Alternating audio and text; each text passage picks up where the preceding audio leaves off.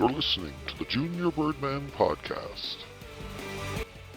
Hello and welcome to another episode of the Junior Birdman Podcast. I am your host, the Junior Birdman. If you like this video, make sure you click the like button, make sure you subscribe to the channel, share this channel, make sure you also click the notification bell to be updated about new videos as they come out. Today we got a fun guest, a friend of ours, been on the show several times, our friend Alex the Ice Sculptor.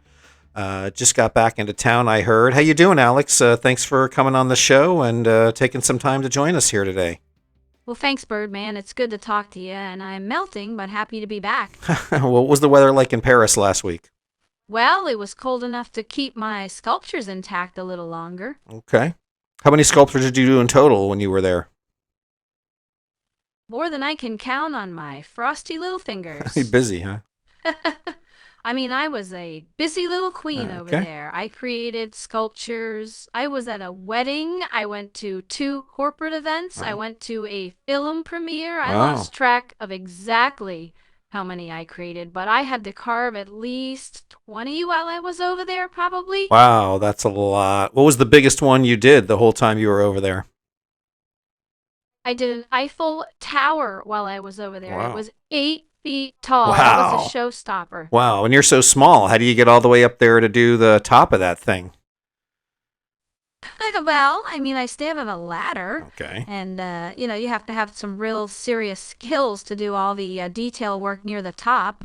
And it's a little bit of a balancing act, but I was able to keep cool under pressure. What kind of tools do you use for ice sculpting?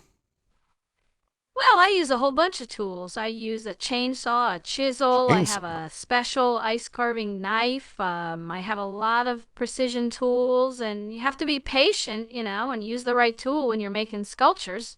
You said a chainsaw. It sounds like a chainsaw is really heavy for you. Yeah, I mean, a chainsaw can be heavy, but you have to have one for those larger shapes, especially for like the rough cuts. But I have some big, strong muscles now, Okay. so All I right. can hold it. Okay. I mean, it sounds a little bit dangerous too. Yeah, there's definitely an element of danger involved when using a chainsaw for ice carving. That's why I always make sure to wear my goggles and make sure I wear my Good. gloves and Good have girl. my safety partner with me. So you're in a chainsaw. You're way up 8 feet in the air, dangling with a chainsaw. No, I only use the chainsaw on the lower parts of the sculpture. Okay. In the upper parts, I use the handheld tools so I can get more details, especially at the top part. The chainsaw is really only for the big rough cuts near the bottom. Okay. How long did it take you to finish that sculpture?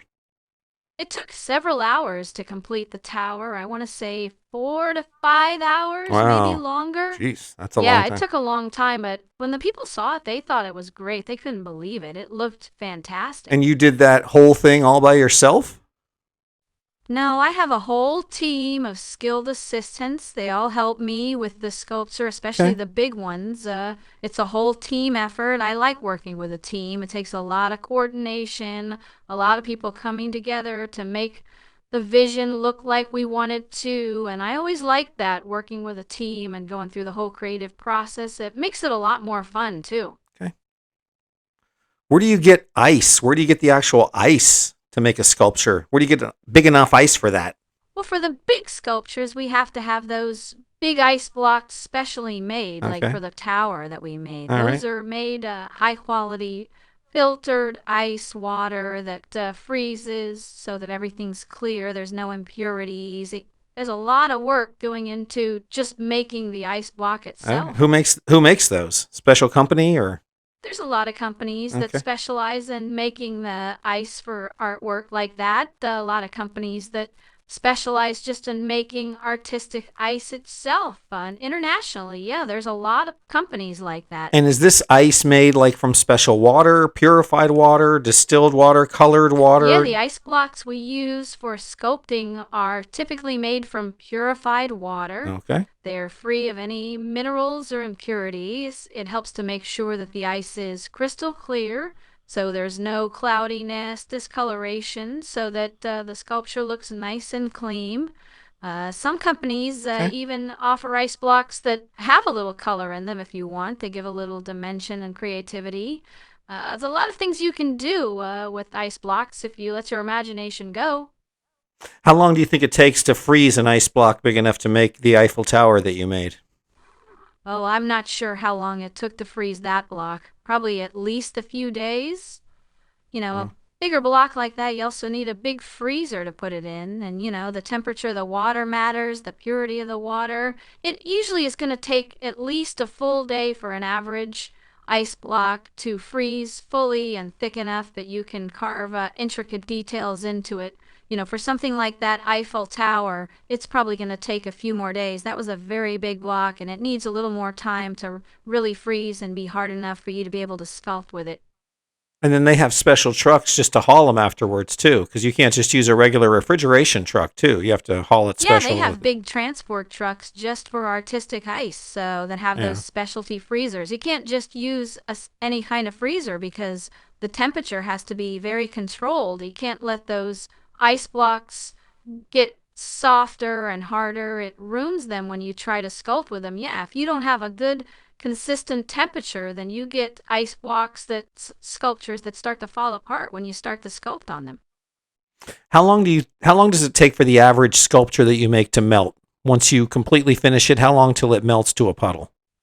Well, it just depends on the size of the sculpture, really. So, that big one probably took a little longer, and if it's something that's thicker, that one didn't have a big thick mass in the middle, so it melted a little faster than something that big would have if it were just a solid piece. So I think that one probably melted within a few hours, where if it were just solid like that, it would have probably taken a lot longer. But we removed a lot of the inside of it in carving out the sculpture, and it was in a cool room and a cool environment, so it lasted as long as it could. If you have it outside, it's going to go a lot faster. So where you display it is always going to matter too, in terms of how long it's going to last.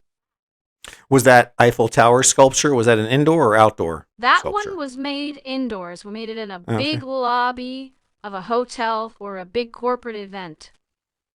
Okay, so if you have an ice sculpture that's about the size of, say, an average human torso, full, thick, and you full ice, and you take it out to a beach on like an 85-degree day when you're done, how long is that thing going to last?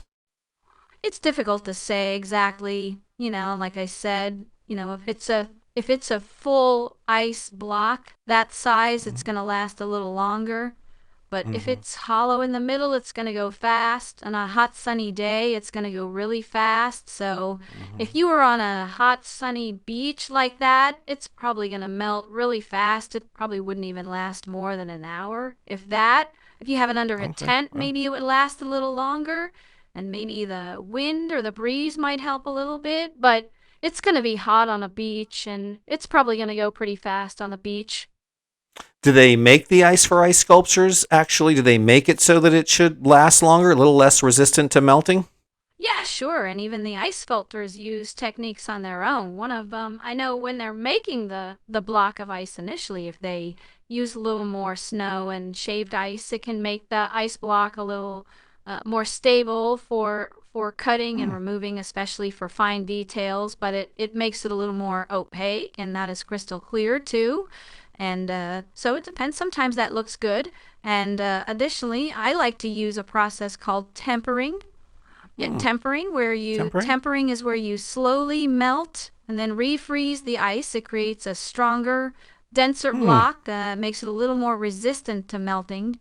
Yeah. Okay. And there's even some people who use a clear coat. Sometimes they'll spray. There's some sprays you can put on it that'll preserve the ice a little longer. I don't usually use those, though. If they make the ice at the factory harder, more resistant to melt, is it harder to cut?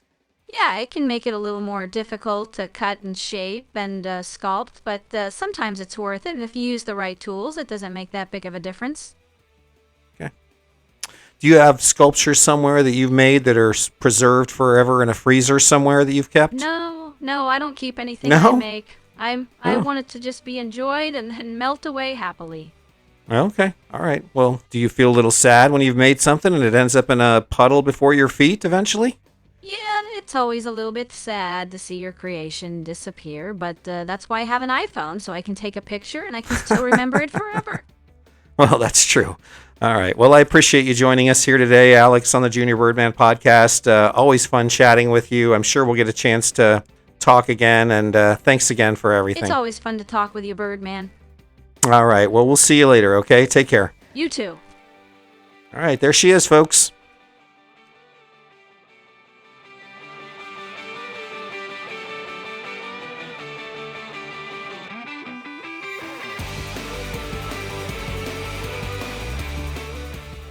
Thank you for listening to the Junior Birdman podcast. Be sure to like this video, share this video, subscribe to the channel, and hit the notifications bell to be alerted when new videos are posted.